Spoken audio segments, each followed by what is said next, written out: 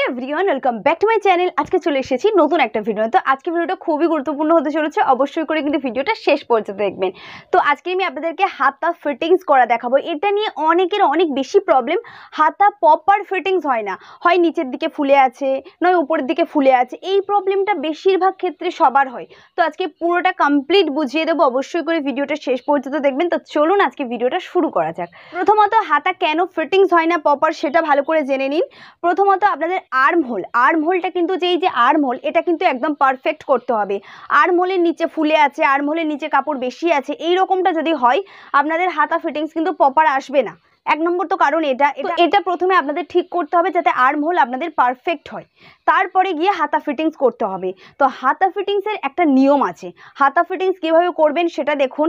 তো প্রথমত arm whole ঠিক। 2 নম্বর নিয়ম মেজারমেন্টে অনেকে অনেক সময় ভুল করেন, তো সেটা কীভাবে মেজারমেন্ট নিতে হবে সেটা দেখুন। তো এখানে দেখুন আমি যে জামাটা পরে আছি, তো এখানে আপনারা 3/4 হাতা করতে পারেন, ফুল স্লিভ করতে পারেন, মিনি হাতা করতে পারেন, যে যা মনে হবে সে সেই হাতা করে নেবেন। তো ফিটিংস কিভাবে করতে হবে প্রথমে মাপটা দেখাচ্ছি। তো মাপ দেখুন, প্রথমে যেখান থেকে আপনারা হাতা কাটিং করেছিলেন, নর্মালি মাপ নিয়েছিলেন, তো হাতার আমার এখানে গ্লাস হাতা আছে, তো আমি গ্লাস হাতাই দেখাচ্ছি। তো এখানে কিভাবে করতে হয়েছে দেখুন। প্রথমত এই যে দামনার কাছে, এখান থেকে তো ফিতে রেখে আপনারা হাতার লেন্থ নিয়েছেন, এটা সবাই জানেন যে এইরকমভাবে হাতার লেন্থ নিতে হয়েছে। তো এখানে আমার হাতা আছে 11 ইঞ্চি, তো এইটা হচ্ছে আমার হাতার লেন্থ 11 ইঞ্চি। যেখানে হাতা শেষ হয় প্রত্যেকে জানেন সেখান থেকে মুহুরিটা শুরু হয়, তো এখান থেকে আমার মুহুরি শুরু হবে।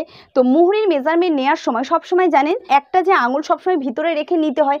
তো এখানে দেখুন আমার মুহুরি পোর্শন এসছে 10 ইঞ্চি, তো আমি একটা আঙুল যে কোনো আঙুল একটা ভিতরে রেখে আমার এইখানের মুহুরিটা এসছে 10 ইঞ্চি।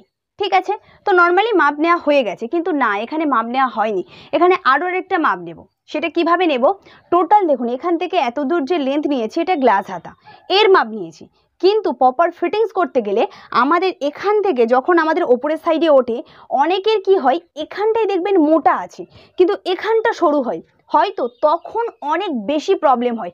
আপনি তো একটা মাপ নিয়েছেন আর একটা মাপ তো নেননি, তাহলে কি হবে, হয় এখানে টাইট হবে, নাহলে এখানে লুজ হয়ে যায় অনেকের ক্ষেত্রে। এটা মোটা মানে আর্ম হলো মোটা, কিন্তু তার এইটা খুব সরু, মানে এই যে মুহুরি পোর্শনটি এটা খুব সরু আছে, ঠিক মোটাটা এইখানটাই হয়। এই সময় অনেক বেশি প্রবলেম হয়। তখন আপনাদের কি করতে হবে, তখন আপনাদের দুটো মাপ নিতে হবে। একটা হাতা কাটিং করছেন কিন্তু তার মাপ থাকবে দুটো। সেটা কিভাবে, প্রথমে আপনার কাস্টমার গ্লাস হাতা করতে বলেছে, আপনি গ্লাস হাতার মাপ নিয়েছেন, গ্লাস হাতার মুহুরি নিয়েছেন। এরপরে আপনার ফিটিংস করার জন্য এই গ্লাস হাতার মিডিলের থেকে একটু উঁচু, মানে এখানে দেখুন আপনি এখানে 11 নিয়েছি, তাহলে আরেকটা মাপ যেখানে নেব সেটা হচ্ছে 5 ইঞ্চিতে নেব। ঠিক আছে, হাঁপাহাঁপি নিলাম না, 5 নিলাম, মানে এখানে আরেকটা মাপ নেব। এই রকম এখানে এত দূর 5 এসছে, এই 5। এবারে এখান থেকেও একটা মুহুরির মাপ নেব, যেখানে আমার হাতা শেষ হয়েছে সেখানে মুহুরির মাপ নিয়ে দেখব। এখানে দেখলেই বুঝতে পারবেন এখানে আলাদা হবে। এখানে দেখুন আমার 11 হচ্ছে, তো দুটো মাপ, এখানে 11 হচ্ছে, এখানে 10 হচ্ছে, তাহলে দুটো মাপ তো আলাদা হয়েছে। তো এখানে আমার ডিস্টেন্সটা খুব কম আছে, আমার এখানের তুলনায় এখানে ডিস্টেন্সটা খুব বেশি নেই। কিন্তু অনেকের হয় কি, এখানে হয়তো 10 হচ্ছে, এখানে গিয়ে 14 হয়ে যাবে, 13 হয়ে যাবে, এটা অনেক বেশি ডিস্টেন্স, এই সময় প্রবলেম বেশি হয়। এবারে আমি হাতাটাকে কাটিং করে দেখাচ্ছি। এখানে তো আমি দুটো হাতার মাপ নিলাম, কিন্তু অ্যাকচুয়াল হাতা তৈরি হবে আমার গ্লাস হাতায়, কিন্তু আমি দুটো হাতার মাপ নিয়ে রাখবো। সেম প্রসেসে আপনারা যখন 3/4 করবেন তখনও আপনারা এইরকমভাবে মাপ নিতে পারেন।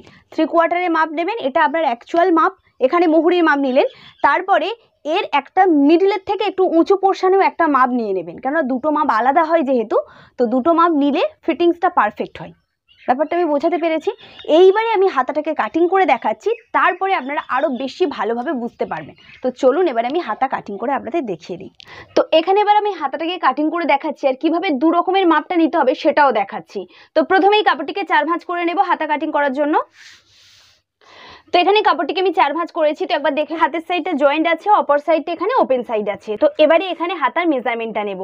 তো প্রথমে যেমন নর্মাল হাতা কাটিং করে তেমন ভাবে নেব। তো এখানে আমার গ্লাস হাতা আছে 10.5 ইঞ্চি, তো তাতে আমি 1 ইঞ্চির মতন এক্সট্রা নেব, নিয়ে টোটাল এখানে আমি 11.5-তে দাগ দিয়ে দেবো। এটা তো নর্মাল, প্রথমে তো আমি গ্লাস হাতার মাপ নিয়েছিলাম সেটাই নিয়েছি।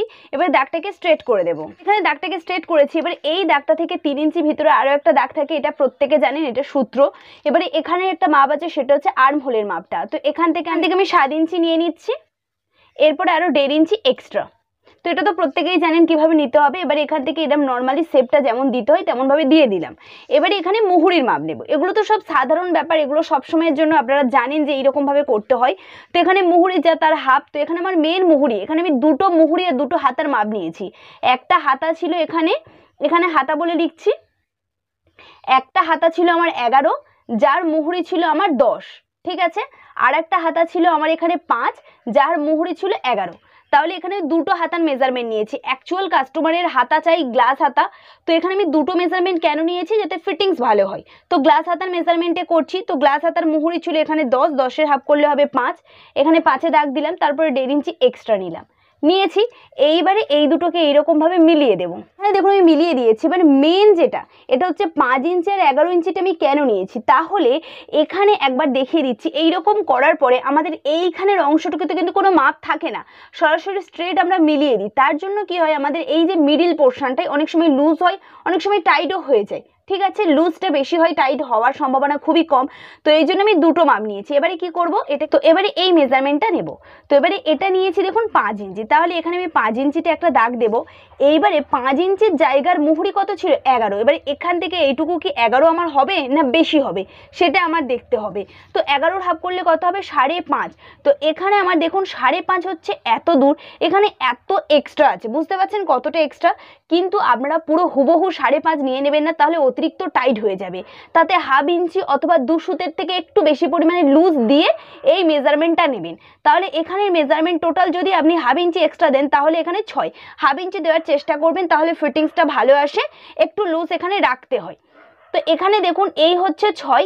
তাহলে এবার ব্যাপারটা বুঝতে পারছেন, এখানে এই 1/2 ইঞ্চির মতন আরো এক্সট্রা রয়ে যাচ্ছে, যেটা কিন্তু আপনার ফিটিংসের সময় লুজ হয়। তো ফিটিংস করার সময় এইটা একটু খেয়াল রাখবেন, তখন এই রকম ভাবে আপনার দাগটা মিলবে। একদম স্ট্রেট না মিলে এটা হচ্ছে এই রকম প্রথমে মিলবে, মিলার পরে এটাকে এই রকম করে দিতে হবে। এই জাস্ট এইটুকু হচ্ছে নিয়ম। তো প্রথমে যখন কাটিং করবেন নর্মাল ভাবে এই স্ট্রেট লাইন কাটিং করবেন। তো এইটা কখন করবেন, যখন আপনি পুরো ব্লাউজ তৈরি হয়ে গেছে বা পুরো কামিজ তৈরি হয়ে যাওয়ার পরে যখন ফিটিংসের লাইন লাগাচ্ছেন, তখন এই যে আমি প্রসেসটা দেখালাম এইটা একবার আপনারা করে দেখবেন, তাহলে দেখবেন আপনাদের হাতা কিন্তু একদম পারফেক্ট হবে।